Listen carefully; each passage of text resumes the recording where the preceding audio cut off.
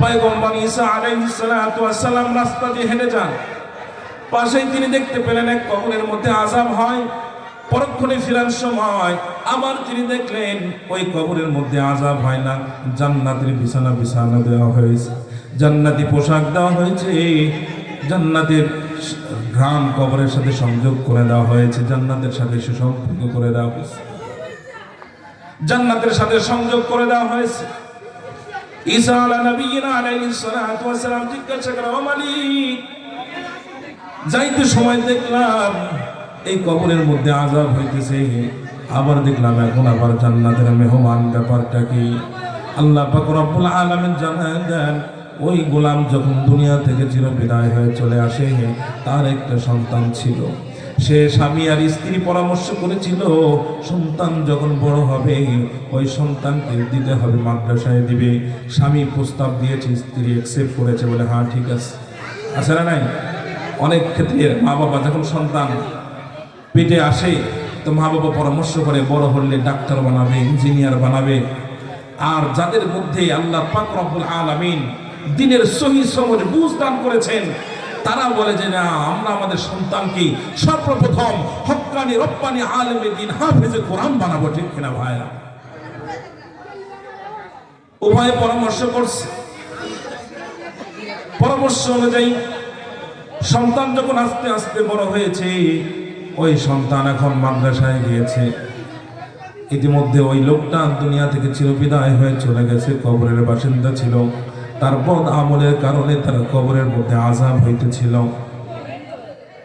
ওই ছেলেটা ছোট্ট শিশু আস্তে আস্তে যখন বড় হয়ে মাদ্রাসায় গিয়েছে, মাদ্রাসায় গিয়ে সে পড়তেছে বিসমিল্লাহির রহমানির রহিম। আল্লাহু আকবার। এই কালামে জিন্দা কুরআন হাকিম, হিকমতে লা ইয়াজাল সিতো কাদিম, জামিউল ইলম ফিল কুরআন হাকিম, তাকাসারাত আনহু আফহামুর রিজালি। ওই সন্তান ছোট্ট শিশু মাদ্রাসায় গিয়া হুজুরের কাছে ছোট্ট নাবালেগ মাসুম বাচ্চা নিষ্পাপ জবান দিয়া যখন বলে বিসমিল্লাহির রহমানির রহিম, যখন বলে পরম করুণাময় আল্লাহর নামে শুরু করলাম যিনি রহমান এবং রহিম। ওগো ঈসা শুনো, আমার বান্দা আমাকে বলে আমি নাকি রহমান। আমার ওই ছোট্ট মাসুম বাচ্চা তার নিষ্পাপ জবান দিয়া বলে আমি নাকি মাসুম, আমি নাকি রহমান, আমি নাকি রহিম।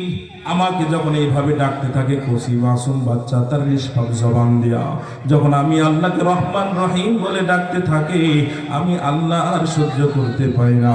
আমি আল্লাহ ওই ছোট্ট মাসুম বাচ্চার অভিভাবকের কবরের আযাবকে মাফ করে দিয়েছি। সুবহানাল্লাহ।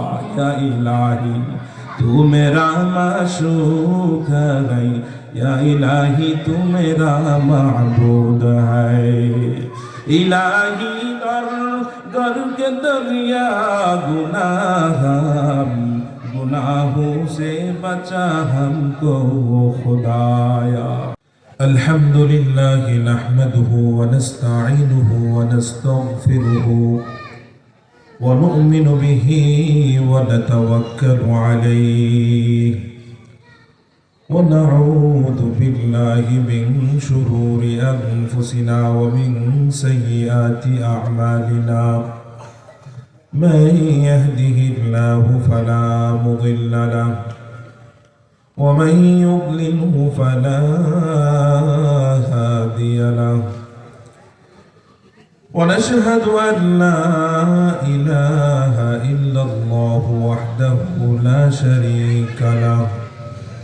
ونشهد أن سيدنا وسندنا وحبيبنا وطبيب قلوبنا ومولانا محمدا عبده ورسوله الذي أرسله الله تعالى بالحق بشيرا ونذيرا وداعيا إلى الله بإذنه وسراجا منيرا أما بعد فأعوذ بالله من الشيطان الرجيم بسم الله الرحمن الرحيم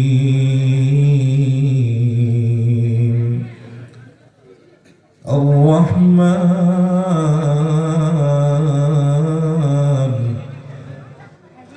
علم القرآن خلق الإنسان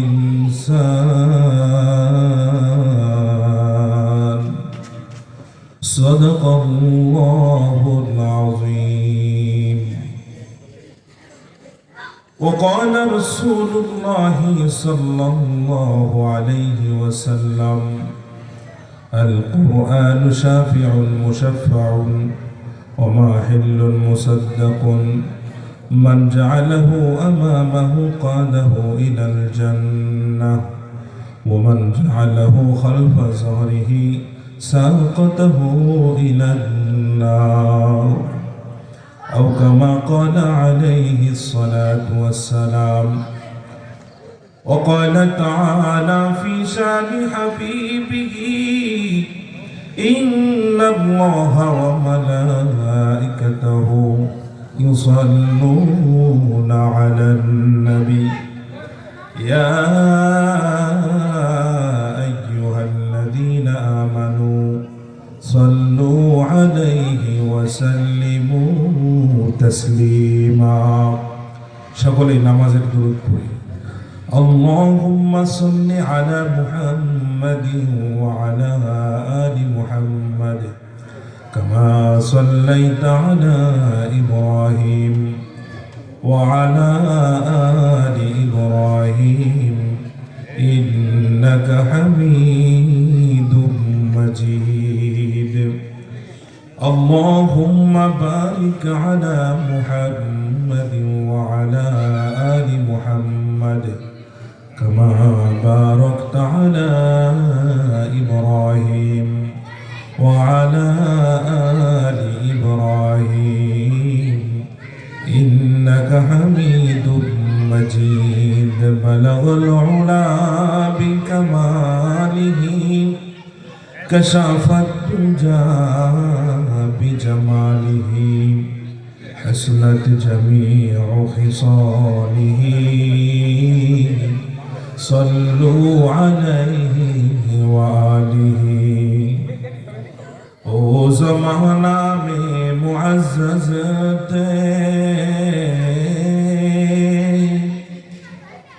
او زمانہ میں معزز تھے حامل قرآن ہو کر اور تم دلیل و خار ہوئے تارک قرآن ہو کر بلغ العلا بکمالہ کشف الدجى بجمالہ حسنت جميع خصاله صلوا عليه وآله لا إله إلا الله لا إله إلا الله جر لا إله إلا الله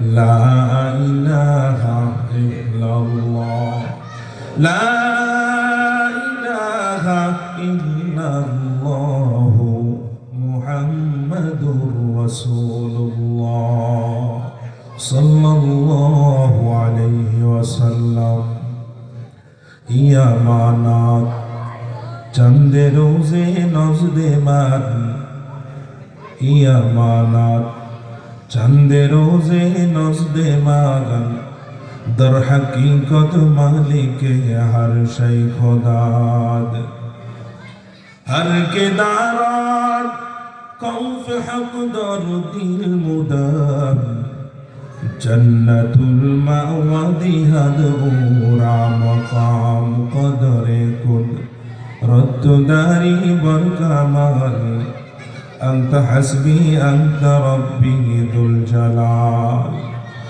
تو ہی قدیر جلیل اللہ جہادار بہر کارے تو ہی میرا نگہدار আলহামদুলিল্লাহ। হযরত ওমর রাদিয়াল্লাহু তাআলা আনহু বালক বালিকা মাদ্রাসা কর্তৃক আয়োজিত আজকের ওয়াজের সম্মানিত সভাপতি সাহেব, সামনে ভূমিষ্ঠ অত্র অঞ্চলের মুরব্বিয়ান আজম, তলাবায়ে আজম, ছোট ছোট কচি কাঁচা মাসুম বাচ্চারা, আল্লাহ রাব্বুল আলামিন আমাদের সবাইকে এই মাহফিলের শেষ পর্যন্ত শেষ প্রান্তে এসে বসবার থাকবার তৌফিক দান করেছেন, কিছু আলোচনা করবার শুনবার তৌফিক দান করেছেন। এই জন্য আমরা সকলেই কালিমাতুশ শুকর আদায় করি, সকলেই বলি আলহামদুলিল্লাহ। আপনারা শুনতে পেয়েছেন পীর সাহেব হুজুর একটু শারীরিকভাবে অসুস্থ থাকায় কিছু সময় ভিতরে একটু মেহমানদারি কাজ চলতেছে। আপনাদের জন্য মেহমানদারির ব্যবস্থা আছে, আপনাদের জন্য মেহমানদারির ব্যবস্থা আছে। প্রস্তুতি গ্রহণ করা পর্যন্ত অল্প কিছু সময় কথা বলবো, থাকবেন তো ইনশাআল্লাহ? যুবক ভাইয়েরা আওয়াজ দিয়ে বলেন থাকবেন তো ইনশাআল্লাহ?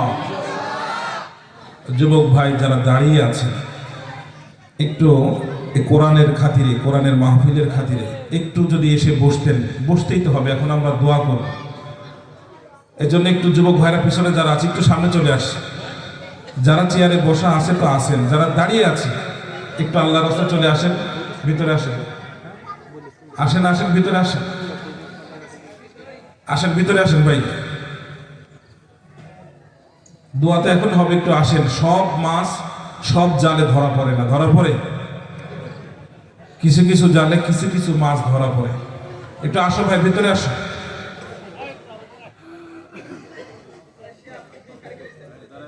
কই যারা দাঁড়িয়ে আছেন একটু আসেন, মেহরবানি করে আসেন, আসতে হয়, আসেন। হ্যাঁ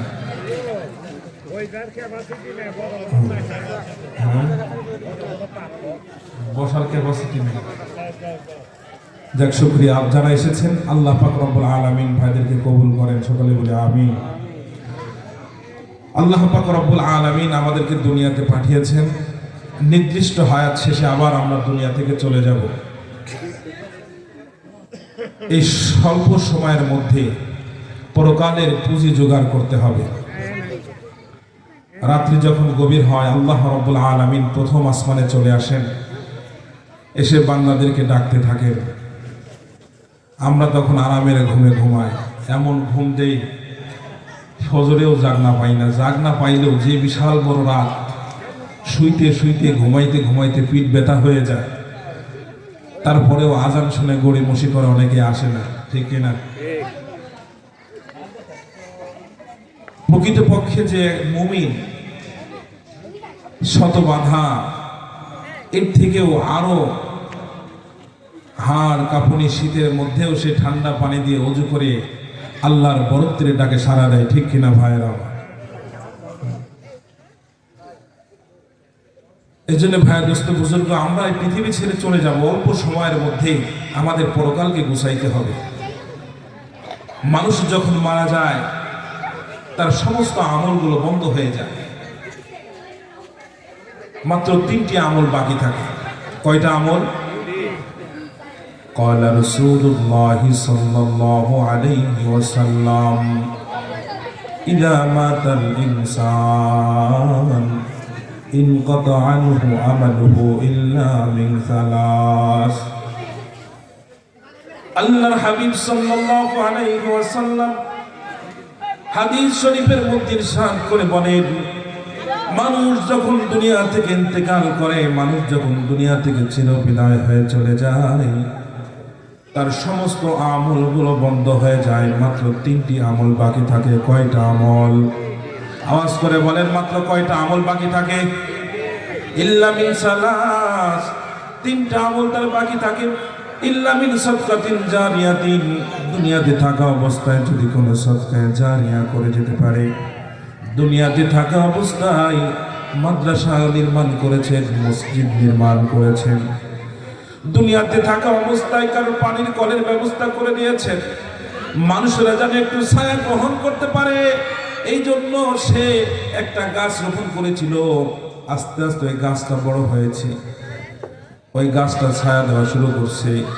এই সমস্ত কাজগুলো যতদিন পর্যন্ত বাকি থাকবে, ওই ব্যক্তি দুনিয়া থেকে চলে যাওয়ার পরেও তার কবরের মধ্যে সওয়াব পুষতে থাকবে। সুবহানাল্লাহ। ইল্লা মিন সালাসাতিন, ইল্লা মিন সাদকাতিন জারিয়া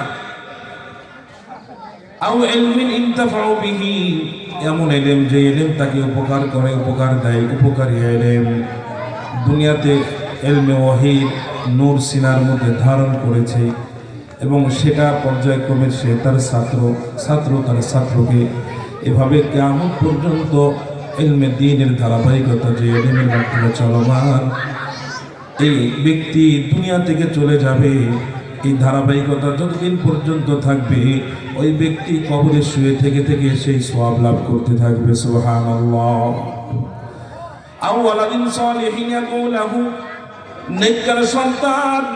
মানুষ যখন দুনিয়া থেকে চিরবিদায় হয়ে চলে যায়, মানুষ যখন দুনিয়া থেকে চিরবিদায় হয়ে অন্ধকার গহীন কবরের বাসিন্দা হয়ে যায়, ওই মানুষ যদি নেককার কোনো সন্তান রেখে যায়, বলেন তো কেমন সন্তান?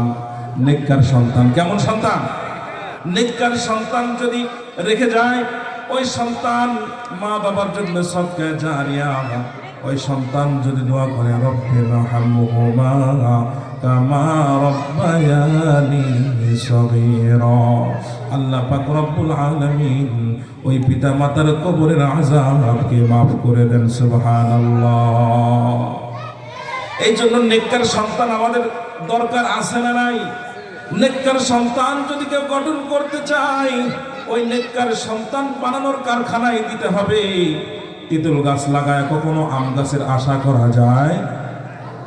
নিজে সারা জীবন আকাম কাম করছে, ভিন্ন পথে চলছে, আর শেষ বয়সে আইসা মসজিদের ইমাম সাহেব, মহল্লার মাতবর সাহেব, সমাজের গণ্যমান্য ব্যক্তিদের কাছে অভিযোগ করে যে আমার সন্তানটা কেমন হইল, কথা শোনে না, সন্তানটা কেমন হইল, মা বাবাকে সম্মান করে না, তাজিম করে না।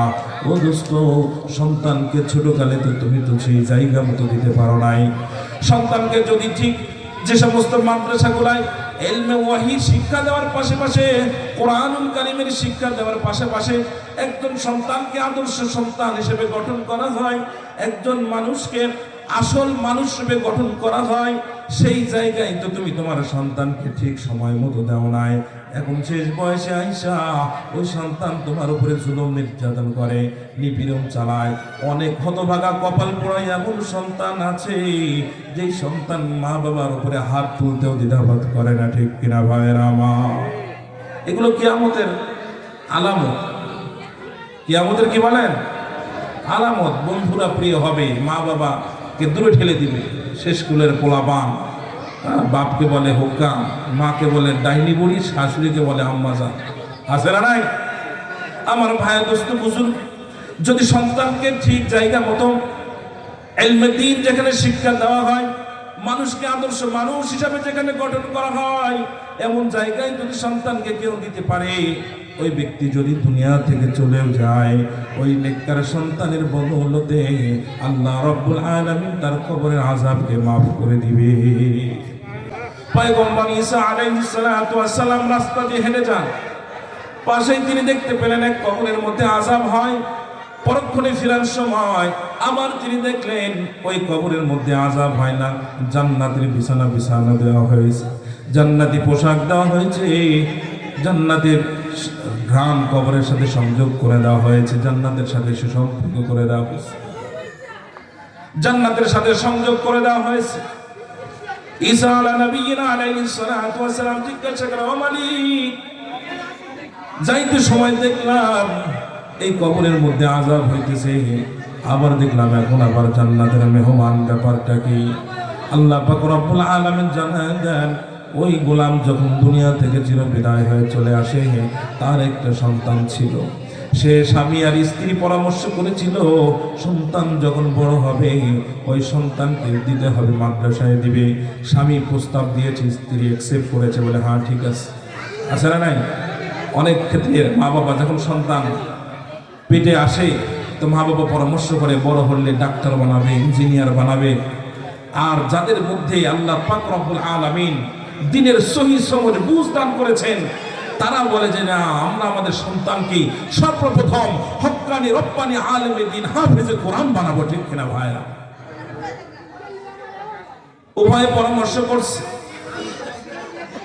পরামর্শ অনুযায়ী সন্তান যখন আস্তে আস্তে বড় হয়েছে, ওই সন্তান এখন মাদ্রাসায় গিয়েছে। ইতিমধ্যে ওই লোকটা দুনিয়া থেকে চিরবিদায় হয়ে চলে গেছে, কবরের বাসিন্দা ছিল। তার বদ আমলের কারণে তার কবরের মধ্যে আযাব হইতেছিল।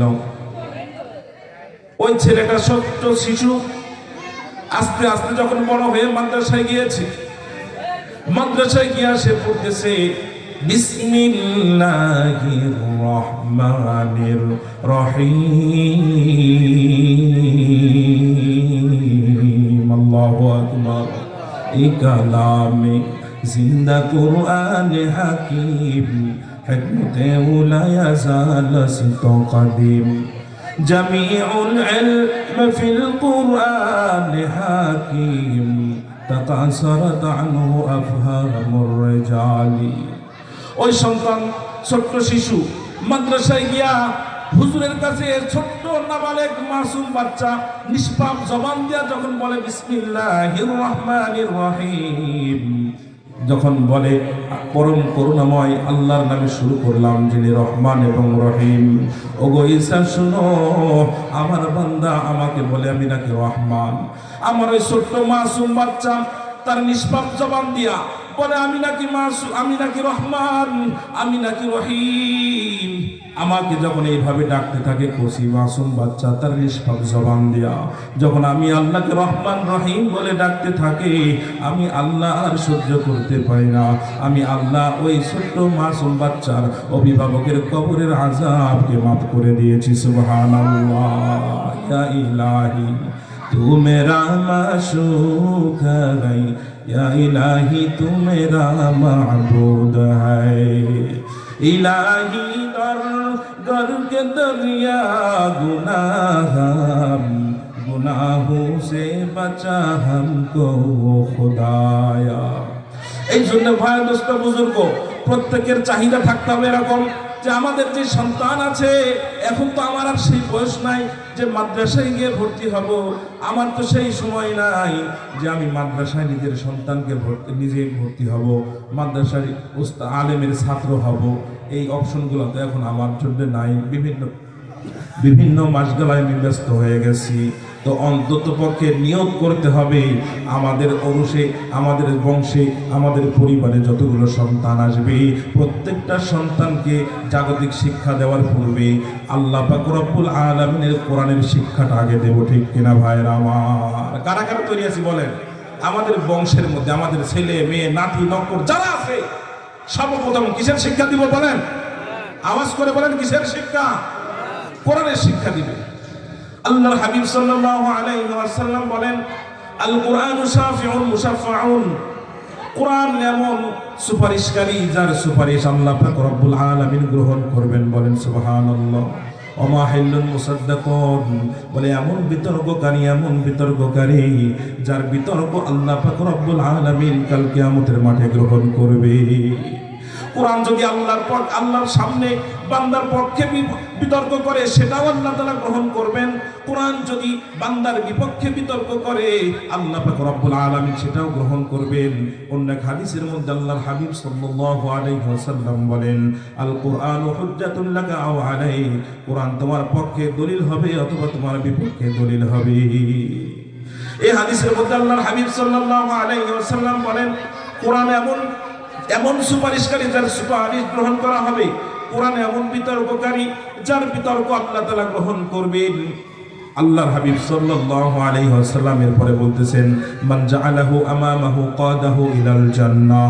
যে ব্যক্তি এই কোরআনকে জীবনের প্রত্যেকটা ধাপে ধাপে সামনে রাখবে, নিজের ব্যক্তিগত জীবন, পারিবারিক জীবন, নিজের রাষ্ট্রীয় জীবন, সকল ক্ষেত্রে যে কোরআনকে সামনে রাখবে, এই কোরআন কাল কিয়ামতের মাঠে অদাহু ইলাল জান্নাহ, এই কোরআন তাকে ধাক্কা দিয়া জান্নাতের মধ্যে নিয়ে যাবে, টেনে টেনে জান্নাতে নিয়ে যাবে। সুবহানাল্লাহ।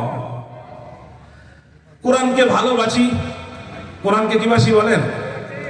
কোরআনকে ভালোবাসি,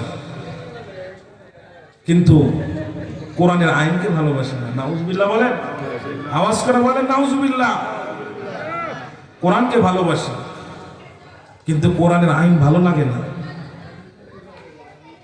কোরআনের আইন কানুন ভালো লাগে না, এরকম মানুষ আছে না নাই? কোরআনকে যদি সত্যিকার অর্থে হৃদয় নিংড়ানো ভালোবাসা দিয়ে ভালোবাসতে পারি, তাহলে জীবনের প্রত্যেকটা ধাপে ধাপে কদমে কদমে কোরআনকে মানতে হবে, ঠিক কিনা ভাইরা আমার?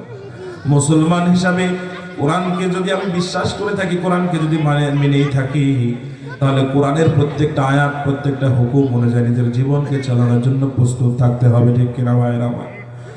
কোরআনী শাসন যদি আমরা কায়েম করতে পারি, কোরআনী শাসন ব্যবস্থা যদি আল্লাহ তাআলা ব্যবস্থা করে দেন, বলেন তো এই দেশে আর জিনা ব্যভিচার হবে? বলেন, অন্যের জমি জায়গা দখল করে খাওয়ার এই মামলা আর থাকবে? থাকবে না। টেন্ডারবাজি, ধান্দাবাজি, চান্দাবাজি, এগুলো সব চিরতরে বিদায় হবে, ঠিক কিনা ভাই আমার? যদি কোরআনী শাসন আমরা করতে পারি। কোরআনী শাসন কারা কারা চায়? হাত দেখান আল্লাহর কাছে। কারা কারা চায়? আল্লাহ পাক রব্বুল আলামিন আমাদের সবাইকে কবুল করেন। আমার ভাই দোস্ত বুজুর্গ, ওমান জাআলাহু খালফা যাহরিহি সাকাতাহু ইলান নার, যে ব্যক্তি কোরআনকে পিছনে রাখবে, অর্থাৎ কোরআন অনুযায়ী নিজের জীবনকে পরিচালনা করবে না, কোরআন অনুযায়ী নিজের জীবনকে পরিচালনা করবে না, নিজের পারিবারিক জীবন, ব্যক্তিগত জীবন, রাষ্ট্রীয় জীবন, সামাজিক জীবনের ক্ষেত্রে কোরআনের কোনো তোয়াক্কা করবে না, বলে এটা আবার কেমন কিতাব, এই সমস্ত কিছু মানি না, গণতন্ত্রের রাজনীতি করি, আব্রাহাম লিঙ্কনের আদর্শ মেনে চলি, নাউজুবিল্লাহি মিন যালিক, কাল কিয়ামতের মাঠে এই কোরআন তার বিপক্ষে দলিল হবে। সাকাতাহু ইলান নার, এই কোরআন তাকে ধাক্কা দিয়া জাহান্নামের মধ্যে ফেলে দিবে। নাউজুবিল্লাহ বলেন। তাহলে কোরআনের পক্ষে আছি না বিপক্ষে আছি? বলেন তো দেখি, কোরআনের পক্ষে আছি না বিপক্ষে আছি? আমার ভাই বুজুর্গ, আরেকটি কথা বলে শেষ করে দিব।